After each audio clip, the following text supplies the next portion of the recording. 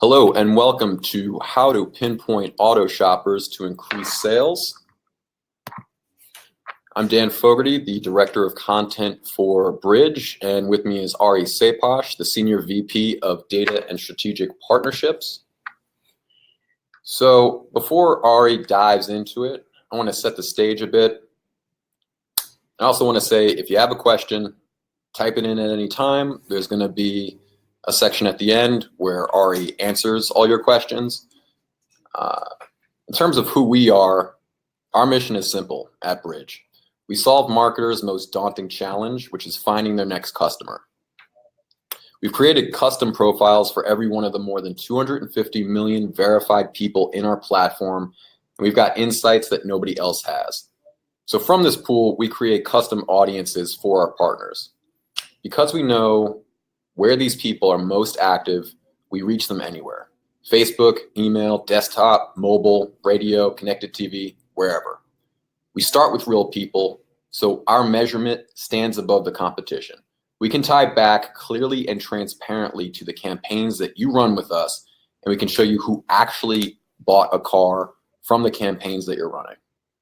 We've run thousands of campaigns, and in 2018, we ran 70,000. From these thousands of campaigns, we've gleaned a ton of useful insights that we want to share with you here today. Now that I've set the scene, I'm going to pass it off to Ari. Thank you, Dan, and thanks everyone for attending. Like Dan said, I am Ari Sepash, the Head of Strategic Partnerships and Data at Bridge, and I'm going to start talking about how we help customers like you in the auto space sell more cars. The most important thing that we do for customers is help them understand the type of people that want to be reached out to who are ready to buy today. And we do that through 5 steps to sell more cars. Recently, we had a recent campaign where we sold over 100 cars for a single auto dealership. The cost of that campaign for the auto dealership was $10,000. The reason it worked was that the data strategy and the people that we included in the advertising were the right people. Sometimes dealers get fixated on a single data point like auto intenders, but being narrow in that way doesn't help you understand over time who is in market to buy today. So we're gonna follow these 5 simple steps to help you sell those cars. What's really important about our data is we know what car is in your customer's garage. That's really important because you don't want to be advertising your car, let's say it's a luxury vehicle or a mid-luxury vehicle, to the wrong people. The common person who buys a car today will really vary based on what's in their garage. So 2 examples that I'd like to bring up today. A conquest campaign where we're targeting customers who drive your competitors' cars. So if you're running a Ford dealer, if you have a Ford dealership and you're trying to sell a 4-door sedan, you want to target people that also have 4-door sedans that are like Fords, like Toyota. You want them to come to you and leave Toyota. We have that data. And what's really important from any data provider you use is knowing and trusting that that data is available to you to make sure that you're targeting the right people. Also, what's important is knowing in this world where mobile is really everything, everyone's on their phones and their tablets all the time, knowing what people are connecting to specifically through Bluetooth is a really interesting data point that could help you build the right audience. So having a data provider that could actually know that they're connected to Ford Connect, for example, and then layering on, say, traditional demographics like age and where they live is really important, not only to know what's in their garage, know that they're connected to the car through Bluetooth, and obviously also they're in a specific proximity to where you are. The next thing that's really important is knowing that they're ready to buy. Having lease expiration and auto warranty expiration information is really important in today's day and age.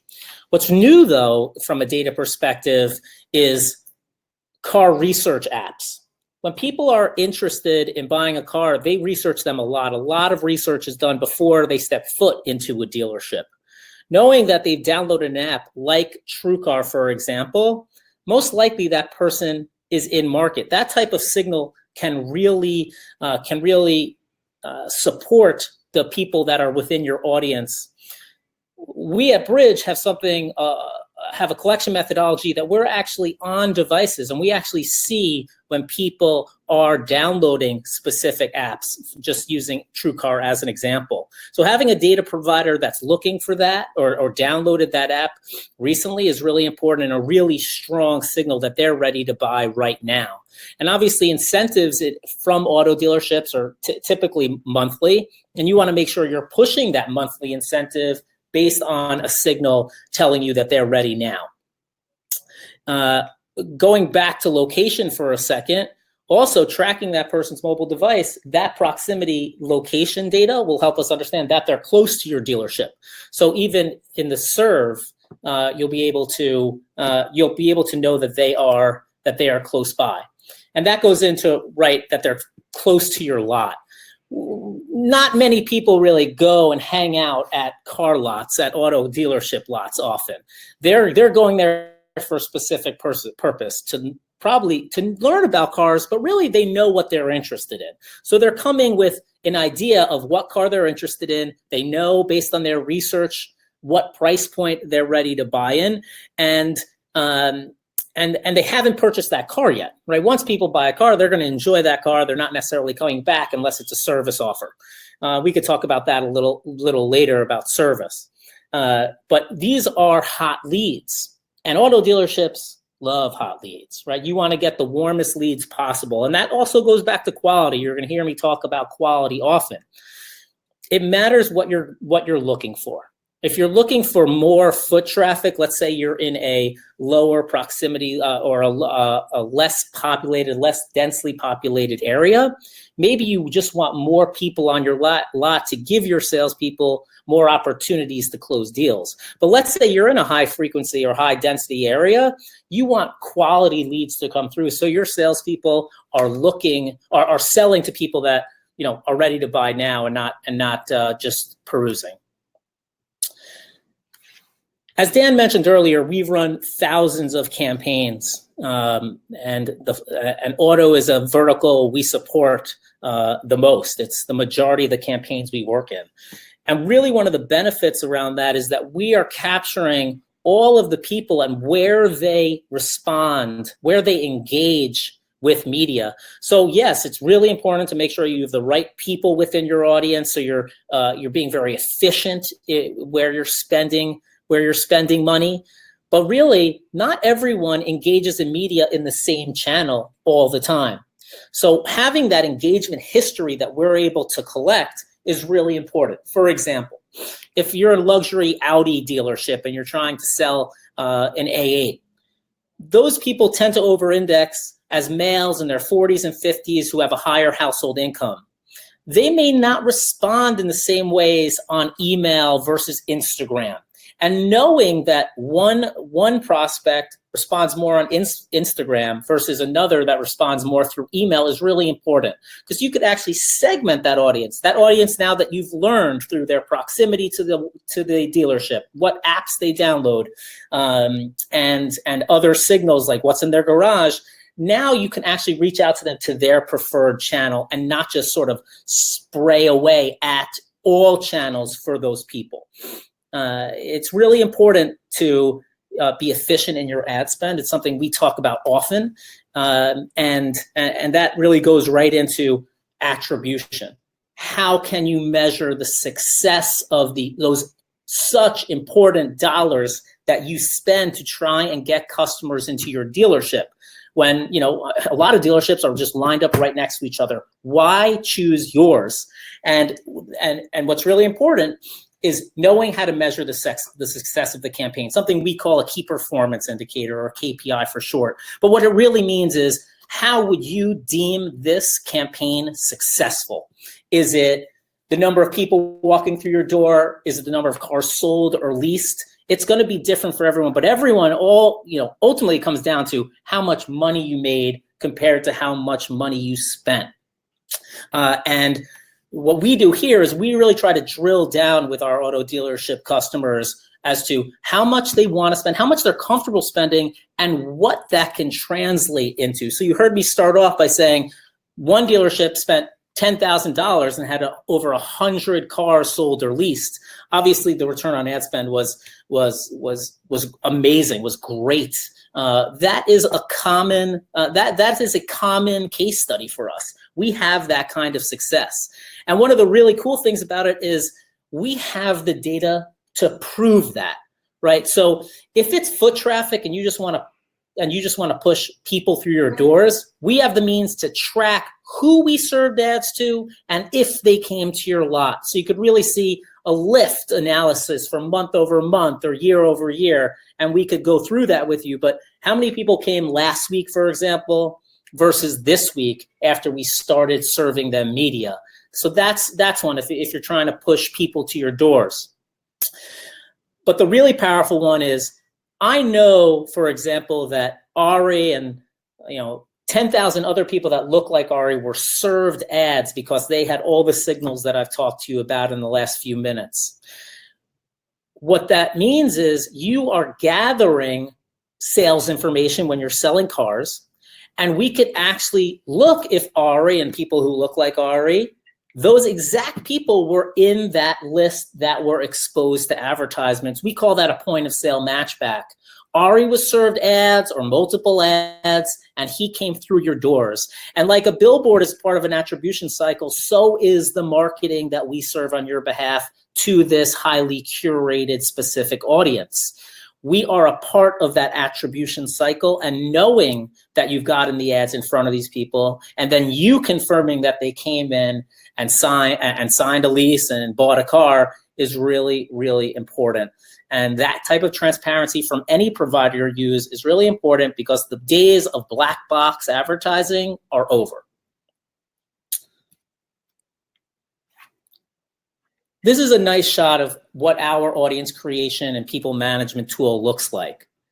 We have an interface, a platform that you can get your marketing team, you can get their fingers on the keyboard, and you guys can discover audiences for yourself. You could know what those people look like from a visualization standpoint of age and income and 1,000 other attributes if you think that is important based on what you've seen success for in the past. And then transparent reporting. It's important for the provider, whatever provider you use, to have transparency in the data they're using. It's also important that they are transparent in how that campaign did and how the engagers in that media looked different or similar to the audience that was created.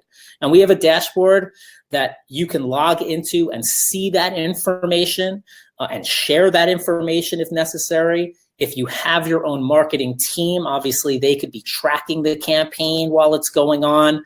And not only does it give you that transparency, but it also just gives you a ton more information that if you can run your own analytics, for example, you have that at your fingertips. It's a dashboard. It's easy to see.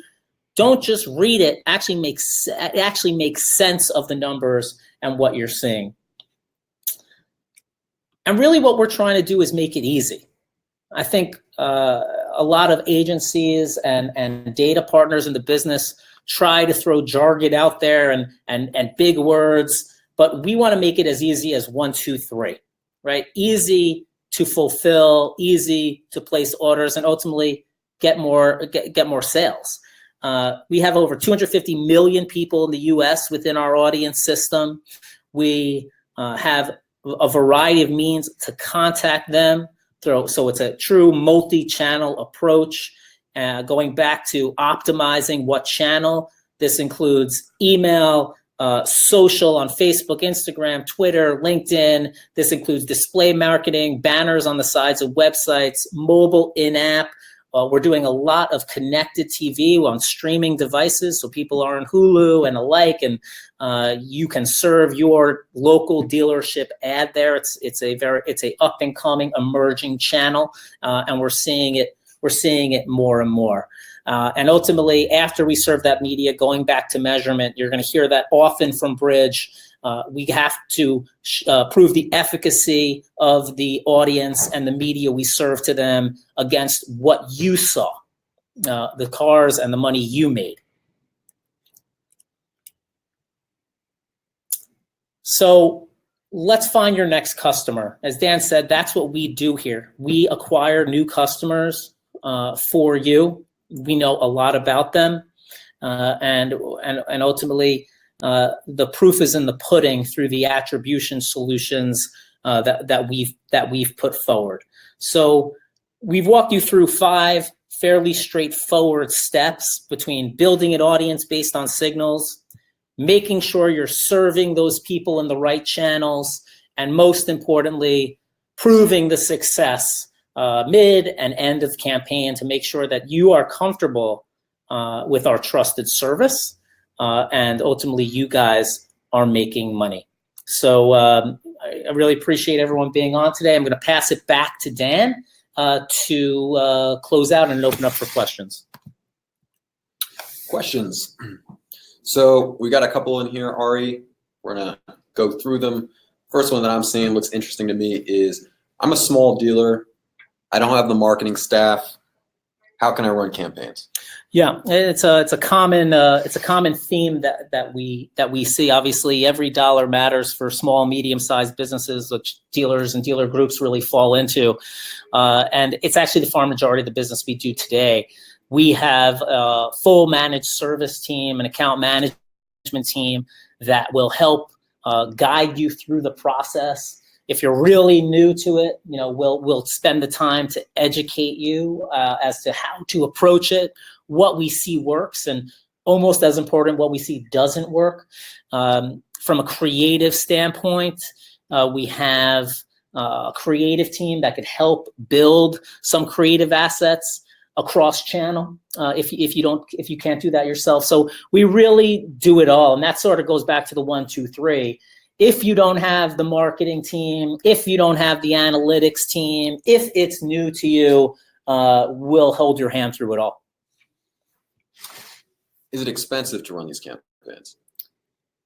It doesn't have to be. It doesn't have to be expensive. Again, it really matters what you want out of it. Going back to what you're trying to achieve. If you want to sell 500 cars through this marketing spend, yeah, it probably can get expensive. That being said, if we're successful, or when we're successful in getting the 500 cars, it's not going to feel that expensive because you're going to have that return on ad spend and that ultimate return on investment. Going back to that original case study that we've had recently of selling or being able to attribute 100 sales to a $10,000 budget. The dealerships out there and the people that represent dealerships out there know how much money they make off of over 100 cars.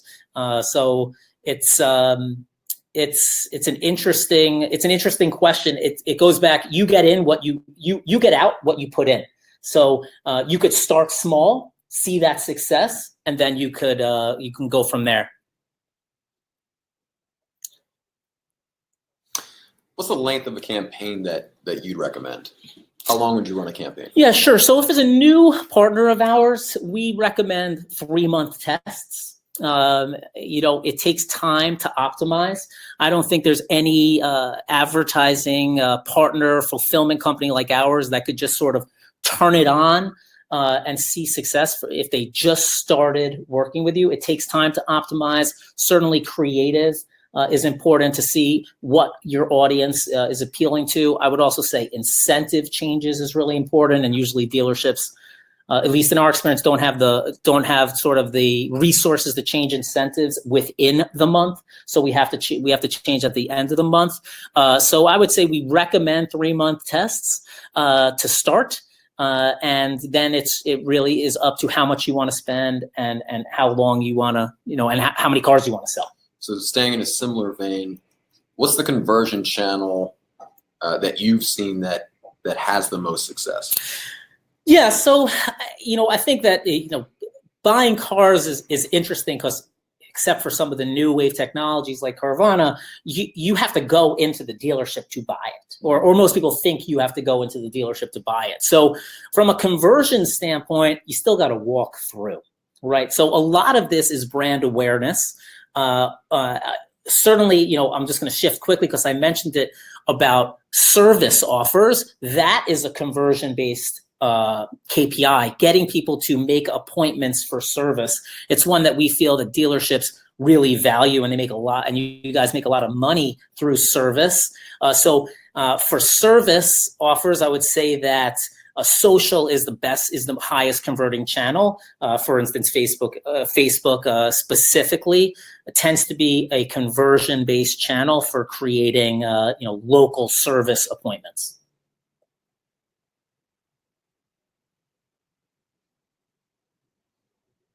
So going back to our audience, what makes our audience, Bridge's audience rather, different than others? Yeah, so that's one. I mean, I know there are people attending today that work with us often.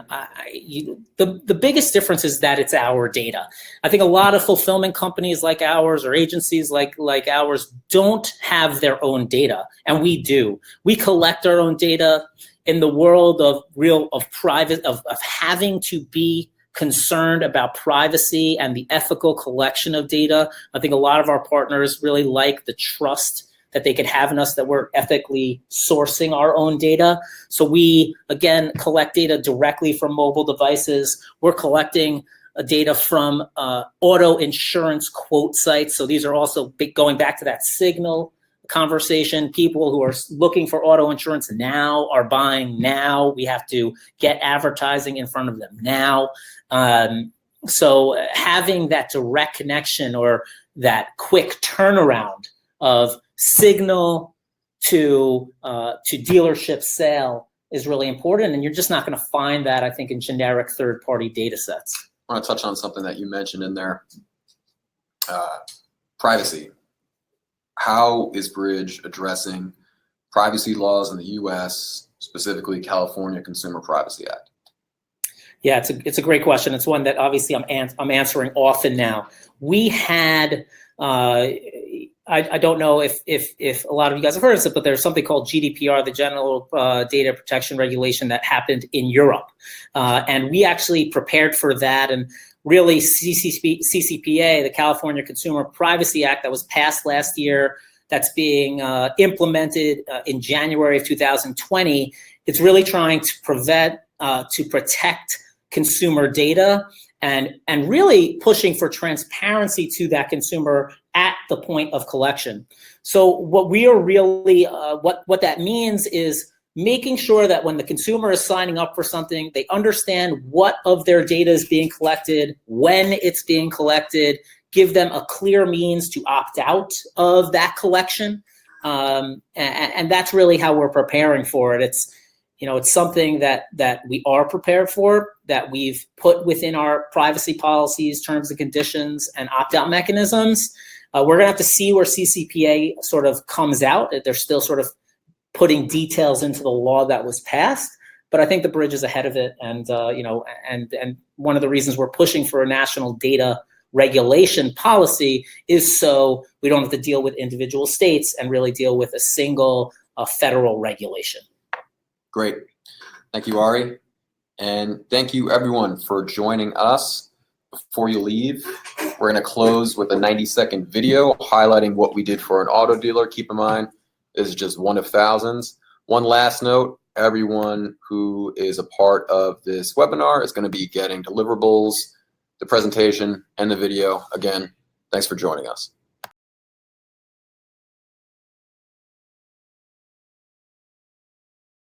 Solving an auto dealer's most daunting challenge, finding its next customer.